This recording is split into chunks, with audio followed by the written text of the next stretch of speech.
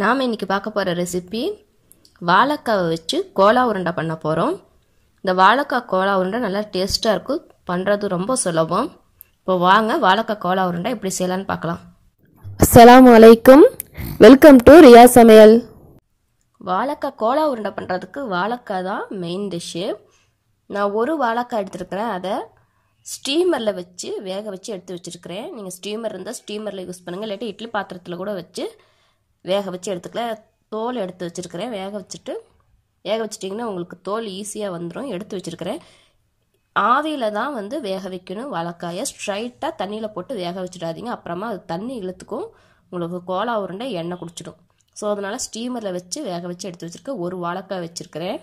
ஒரு மிக்சி ஜாரில் தேங்காய் துருவல், ஒரு துண்டுடைய தேங்காய் துருவல், இது ஒரு வாழைக்காய்க்கு ஒரு துண்டு தேங்காய் துருவல் சரியாக இருக்கும். தேங்காய் துருவலை மிக்சி ஜாரில் சேர்த்துக்கலாம்.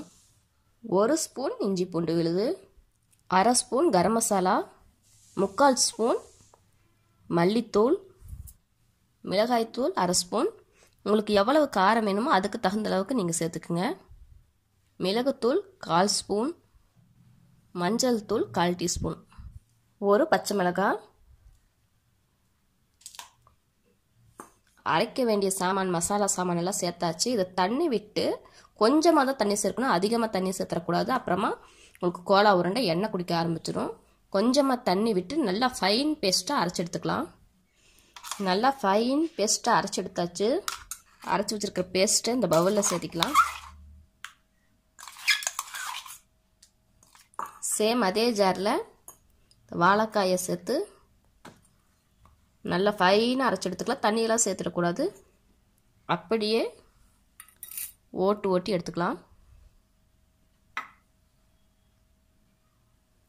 வாழைக்காயும் அரைச்சாச்சு. அரைச்சி வச்சுருக்க வாழைக்காயை மசாலா கூட சேர்த்துக்கலாம்.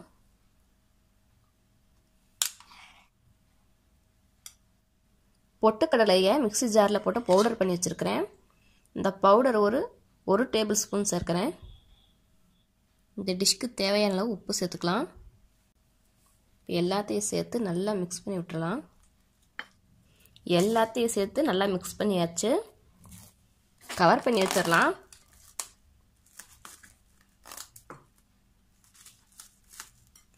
இப்போ இதை ஃப்ரிட்ஜில் ஒரு 1/2 மணி நேரம் வச்சிடலாம். 1/2 மணி நேரம் கழித்து எடுக்கலாம். மிக்சி ஜாரில் ஒரு 6 சின்ன வெங்காயம், கொஞ்சம் கொத்தமல்லி இலை, இதை ஒரு சுற்றி எடுத்துக்கலாம். ஃபைனாவெல்லாம் அரைச்சிடக்கூடாது, ஜஸ்ட் ஒரு ரவுண்டு தான். நல்லா ஒரு 1/2 மணி நேரத்துக்கு மேலே ஊறிடுச்சு. அரைச்சி வச்சுருக்க சின்ன வெங்காயம் கொத்தமல்லியை சேர்த்துக்கலாம். எல்லாத்தோட சேர்த்து நல்லா மிக்ஸ் பண்ணி விட்டுலாம். ஏன் கடைசியாக வெங்காயம் சேர்க்குறேன்னா, முன்னாடியே சேர்த்துட்டோம்னா இது நீர்த்த மாதிரி ஆகி போயிடும், வெங்காயத்துலேருந்து வர தண்ணி.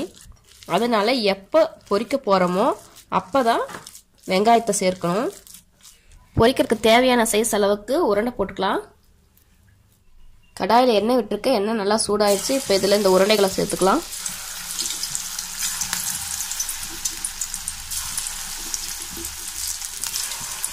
இது ஒரு நிமிஷம் இருக்கட்டும்.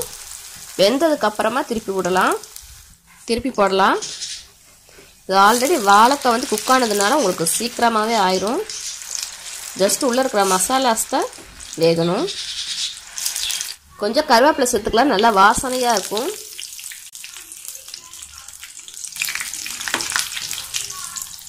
எல்லா பக்கமும் நல்லா கோல்டன் கலர் வந்துடுச்சு. கோலா உருண்டை ரெடி ஆயிடுச்சு. இதை எடுத்துடலாம்.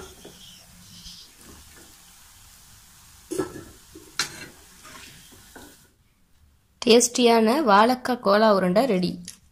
எவ்வளோ கிறிஸ்பாக இருக்குது பாருங்கள். இது நீங்கள் ஸ்நாக்காகவும் சாப்பிட்லாம், ரைஸ்க்கும் சாப்பிட்லாம்.